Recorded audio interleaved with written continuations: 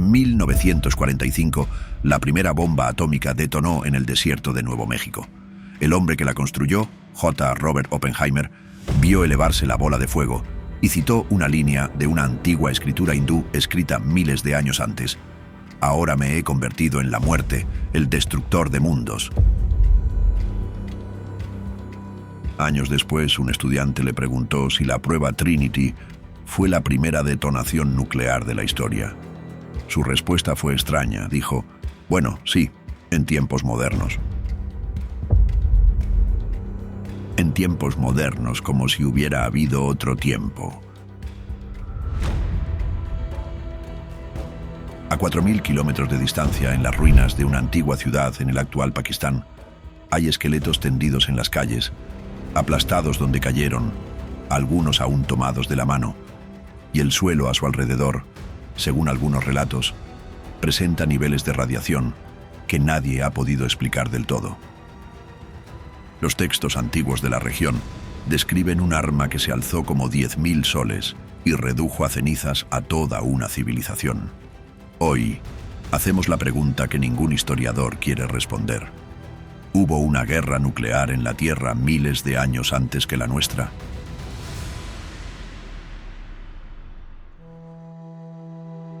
En los años 20, arqueólogos que excavaban en el Valle del Indo descubrieron los restos de una ciudad que no debería haber existido. La llamaron Mohenjo-Daro, el montículo de los muertos.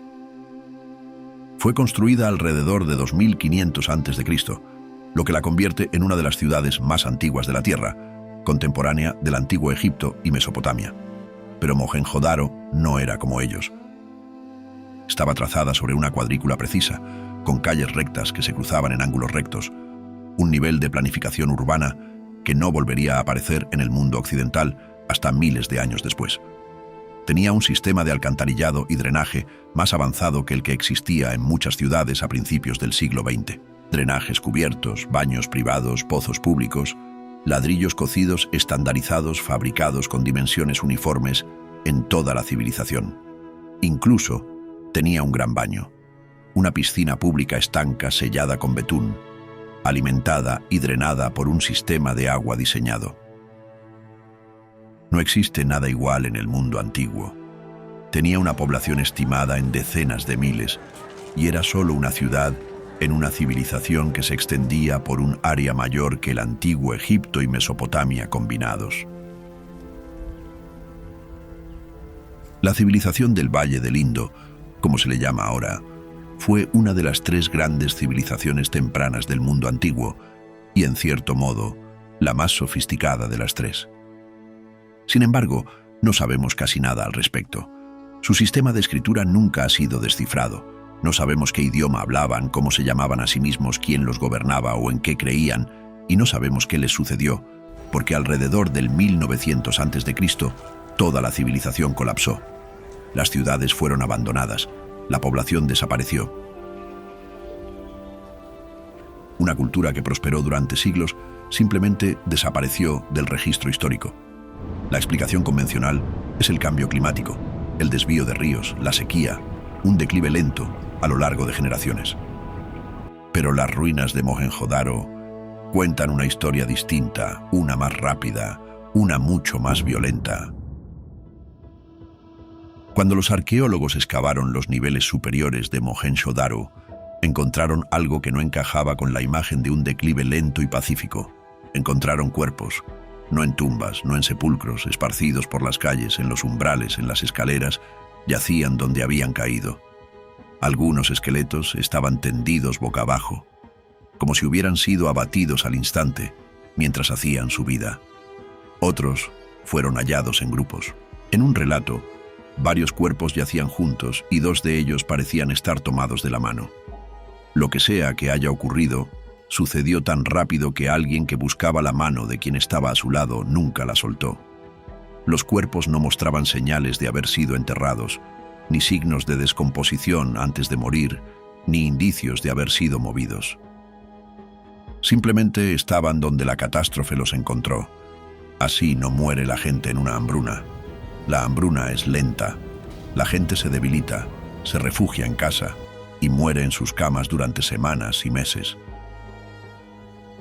Así no es como muere la gente en una inundación. Una inundación deja cuerpos enredados en escombros, arrastrados por el agua. Así es como muere la gente en un instante, todos a la vez, atrapados al descubierto, asesinados donde estaban antes de tener tiempo de reaccionar. El arqueólogo británico que excavó gran parte del sitio, Mortimer Wheeler, propuso que la gente había sido masacrada por invasores, una migración aria que arrasó el Valle del Indo y masacró a los habitantes. Pero esa teoría tenía un problema. No se encontraron armas cerca de los cuerpos, ni puntas de flecha incrustadas en los huesos, ni cortes de espada, ni señales de la violencia cuerpo a cuerpo que dejaría una masacre de guerreros invasores. Y no hubo evidencia de la invasión en sí. Ninguna fortificación destruida consistente con un asedio, ningún muro defensivo quemado. La teoría de la masacre ha sido abandonada por la arqueología convencional por falta de pruebas, así que nos quedan los cuerpos, muertos al instante al aire libre, sin atacantes, sin armas y sin explicación. Y luego está el asunto de a qué estuvieron expuestos los cuerpos.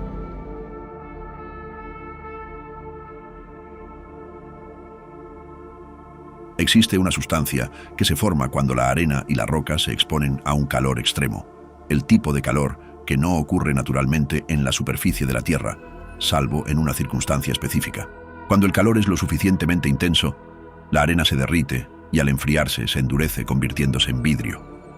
En 1945, tras la primera prueba de la bomba atómica en Nuevo México, los científicos descubrieron que la arena del desierto alrededor de la zona cero se había fundido en una capa de vidrio verde. La llamaron trinitita tras la prueba Trinity. La vitrificación, la transformación de la Tierra en vidrio mediante un calor extremo repentino.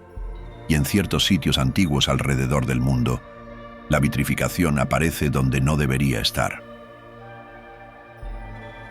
En Mohenjo-Daro, los investigadores han reportado hallar capas de la ciudad que muestran señales de calor intenso. Ladrillos y cerámica fundidos, secciones de muros que parecen haber sido sometidos a temperaturas mucho más altas de lo que un fuego normal podría producir. Algunos investigadores han estimado que las temperaturas requeridas superan los 1500 grados Celsius. Para comparar, el incendio de una casa común arde a unos 600 u 800 grados. Un incendio forestal, aún más caliente, rara vez supera los 1100. Para alcanzar 1500 grados, se necesita algo mucho más potente que el fuego. Necesitas el tipo de energía que liberan los hornos industriales, la lava volcánica o una detonación nuclear. Y hay un detalle más. En los bordes de ciertas áreas fundidas, el calor parece haber golpeado desde una sola dirección, como si una onda de energía hubiera arrasado la ciudad desde un punto, fundiendo todo a su paso antes de enfriarse. Luego está la radiación. Según varios relatos que circulan ampliamente en la arqueología alternativa, algunos de los esqueletos recuperados en Mohenjo-Daro resultaron ser altamente radiactivos, entre los más radiactivos jamás descubiertos, comparables a los restos hallados en Hiroshima y Nagasaki. Esta afirmación debe tratarse con cuidado. Aparece repetidamente en libros y documentales, pero es difícil rastrearla hasta una fuente revisada por expertos. La arqueología convencional no lo acepta, pero la afirmación se niega a morir y se suma a las capas vitrificadas, los cuerpos muertos al instante y el repentino colapso de la civilización, formando un patrón que, en conjunto, es realmente difícil de descartar. Y Mohenjo-Daro no es el único lugar en la Tierra donde el suelo se ha convertido en cristal. En Escocia, Irlanda y partes de Europa continental, existen antiguas estructuras de piedra conocidas como fuertes vitrificados. Son castros construidos con piedra cuyas paredes han sido sometidas a un calor tan intenso que la roca se ha derretido y fusionado en vidrio. Solo en Escocia hay más de 70 de estos sitios, y este es el problema que plantean. Para fundir la piedra usada en estos fuertes, se necesitan temperaturas de entre 1000 y 1100 grados Celsius sostenidas en una gran área. Nadie ha podido reproducir el efecto de forma convincente. Los experimentos para vitrificar muros de piedra simplemente quemando madera contra ellos han fracasado en gran medida. El calor requerido es demasiado intenso, uniforme y extenso para ser explicado por un ejército atacante, prendiendo fuego a una muralla de madera. Algo fundió esos muros y sea lo que sea, no podemos replicarlo con las explicaciones que aceptamos actualmente.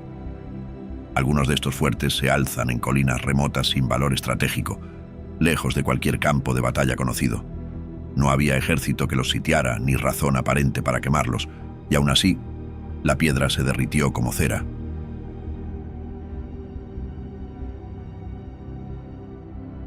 Luego está el vidrio del desierto.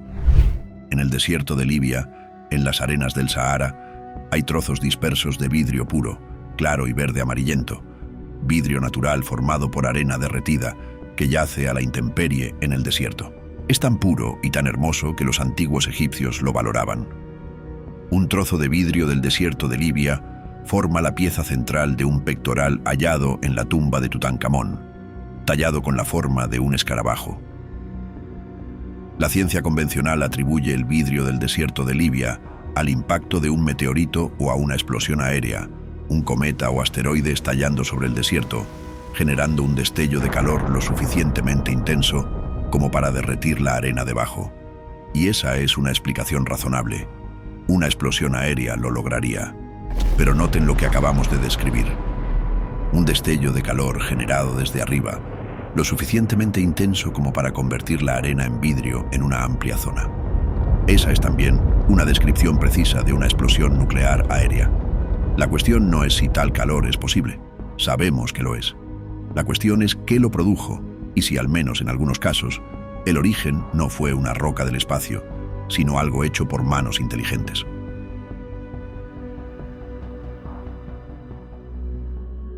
Aquí es donde la historia deja de tratar sobre evidencia física y se vuelve algo mucho más extraño, porque los antiguos pueblos del subcontinente indio dejaron por escrito una descripción de este tipo de arma con un detalle extraordinario. El Majábharata es uno de los poemas épicos más largos jamás escritos. Es un texto fundamental de la civilización hindú, compuesto y recopilado a lo largo de muchos siglos, que describe una gran guerra entre dos familias reales. La mayor parte parece mitología, dioses, héroes, lecciones morales, grandes batallas, pero dispersos por el texto hay pasajes que describen las armas usadas en esa guerra, y esos pasajes no parecen mitología en absoluto. Parecen el relato de un testigo presencial de una explosión nuclear. Un pasaje describe un arma llamada Brahmastra. Cuando se desplegó, el texto dice que era un proyectil único cargado con todo el poder del universo. Describe una columna incandescente de humo y fuego tan brillante como 10.000 soles alzándose en todo su esplendor. Describe al arma reduciendo a cenizas toda una región. Describe los cuerpos de los muertos tan quemados que eran irreconocibles. Describe cómo el cabello y las uñas de los sobrevivientes se caían. Describe que los alimentos se envenenan. Y describe a guerreros lanzándose a los ríos para lavar la contaminación invisible de sus cuerpos. El texto va más allá. Describe el arma como un rayo de hierro, un mensajero gigantesco de la muerte. Dice que tras la explosión el sol pareció vacilar en el cielo y la tierra tembló, abrasada por el terrible calor del arma. Describe elefantes quemados por el calor corriendo aterrorizados, ríos hirviendo, aves volviéndose blancas y cayendo del aire, cabello y uñas cayéndose, comida envenenada, una contaminación invisible que los sobrevivientes intentaban lavar desesperadamente. Eso es el mal por radiación. Fue descrito en detalle en un texto compuesto miles de años antes de que nadie en la Tierra supiera que la radiación existía. ¿Cómo describe un poeta antiguo los síntomas precisos del envenenamiento por radiación? Síntomas que no se entenderían médicamente hasta el siglo XX, a menos que estuviera describiendo algo que él o alguien antes que él hubiera presenciado realmente. El arma es solo la mitad. Los mismos textos antiguos describen las máquinas que transportaban estas armas. Se llaman vimanas. En las epopeyas, los vimanas son vehículos voladores. Algunos se describen como carros de los dioses, otros como palacios voladores lo suficientemente grandes para llevar a muchas personas, capaces de viajar grandes distancias por el aire e incluso hacia los cielos. En algunos textos, las descripciones van más allá. Describen vimanas impulsados por una fuerza contenida en su interior. Describen el sonido que producían, un rugido que llenaba el cielo. Describen batallas aéreas libradas entre estas máquinas, armas disparadas de una nave a otra muy por encima del suelo. Un pasaje describe un vimana llegando sobre un rayo de luz, para luego elevarse hasta brillar como un cometa en el cielo nocturno. Otro describe una nave que podía volverse invisible, apareciendo y desapareciendo a voluntad, y existe un texto específico, el Vaimanika Shastra, que afirma describir la mecánica real de estas naves, cómo estaban construidas, los materiales utilizados, los métodos de propulsión y la forma en que podían maniobrar. Ahora bien, el Vaimanika Shastra es polémico incluso entre quienes toman en serio la cuestión de los vimana. Se dice que fue producido a principios del siglo XX, supuestamente recibido mediante una forma de recuerdo psíquico de un antiguo texto perdido. Los expertos que lo examinaron concluyeron que las naves descritas no podrían volar realmente. Así que dejamos ese texto de lado, pero los vimanas de las epopeyas más antiguas del Mahabharata y el Ramayana son otro asunto. Están profundamente integrados en las capas más antiguas de estos textos. No son una invención moderna. Fueron descritos constantemente a lo largo de siglos de literatura india como máquinas voladoras que transportaban dioses y reyes por el cielo y hacían llover destrucción desde arriba. Y el arma que se alzó como 10.000 soles fue, en los textos, desplegada precisamente desde una de esas máquinas. Una nave voladora, un arma aérea, un destello de luz, una región reducida a cenizas, sobrevivientes muriendo lentamente mientras se les caía el cabello. O esto es la coincidencia más profética en la historia de la literatura, o es un recuerdo. Es importante ser justos con las explicaciones convencionales. No son absurdas y no todas están equivocadas. Los fuertes vitrificados de Escocia pudieron ser quemados deliberadamente, quizás en rituales o en la destrucción de la fortaleza de un enemigo derrotado, con técnicas que no hemos reconstruido por completo. El vidrio del desierto de Libia es, por consenso científico, el producto de una explosión aérea natural o del impacto de un meteorito hace decenas de millones de años, mucho antes de cualquier civilización humana.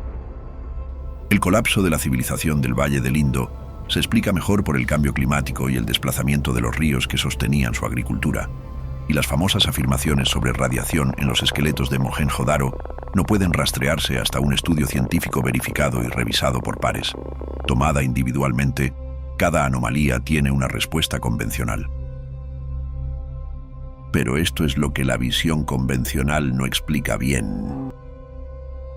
No explica por qué un poeta hace miles de años describió el mal de radiación con precisión clínica, la caída del cabello, comida contaminada, una muerte invisible que perseguía a los sobrevivientes hasta los ríos.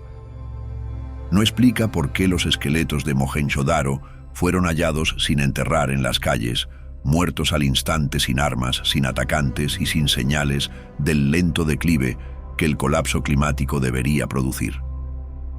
No explica por qué la misma cultura que construyó el sistema de alcantarillado más avanzado del mundo antiguo desapareció de repente, dejando a sus muertos a la intemperie. Y no explica por qué el hombre que construyó la primera bomba nuclear recurrió en ese momento a las palabras de una antigua escritura india, como si el lenguaje para describir lo que acababa de hacer ya existiera y hubiera estado esperando durante miles de años. Cada anomalía tiene una respuesta, pero las respuestas no coinciden entre sí, y el patrón que dejan atrás apunta a un lugar al que los libros de texto no se atreven a ir. Consideremos lo que estamos viendo realmente. Una ciudad de 5.000 años de antigüedad, más avanzada que todo lo que la rodeaba, cuyos habitantes murieron en las calles en un instante. Capas de esa ciudad muestran signos de un calor muy superior al que puede producir el fuego. puertes de cristal por toda Europa, fundidos por un calor que nadie puede reproducir. Arenas del desierto convertidas en vidrio por un destello desde arriba, y textos antiguos escritos por personas que supuestamente no sabían nada de átomos, describiendo un arma más brillante que 10.000 soles, desplegada desde una máquina voladora que redujo a cenizas una civilización y dejó a sus sobrevivientes muriendo de una enfermedad invisible. Ninguna de estas cosas por sí sola prueba una guerra librada con armas nucleares en el pasado antiguo, pero juntas forman un panorama para el que la historia convencional no tiene un lugar cómodo. Un panorama en el que una catástrofe tecnológica, una real con armas reales, pudo haber ocurrido en la Tierra mucho antes que la nuestra. Una civilización que surgió, alcanzó un poder que no pudo controlar y se borró tan completamente que solo nos quedan el vidrio, los huesos y las advertencias escritas en sus canciones. Cuando Oppenheimer vio la primera bomba elevarse sobre el desierto de Nuevo México, no buscó una frase moderna para describirla. Recurrió a un texto de hace miles de años, escrito por una civilización que pudo haber visto el mismo fuego antes que él. Ahora me he convertido en la muerte. Quizás esas palabras no fueron una metáfora. Quizás eran un recuerdo, transmitido por milenios, esperando el día en que la humanidad construyera el arma por segunda vez y finalmente entendiera lo que los antiguos habían intentado decirnos todo el tiempo. ¿Qué creen que convirtió esas ciudades en cristal? ¿Y creen que pudo haber ocurrido una guerra tecnológica en la Tierra antes de la historia registrada? Cuéntenos en los comentarios y recuerden darle al botón de me gusta para más misterios antiguos. Mantengan la mente abierta y hasta la próxima.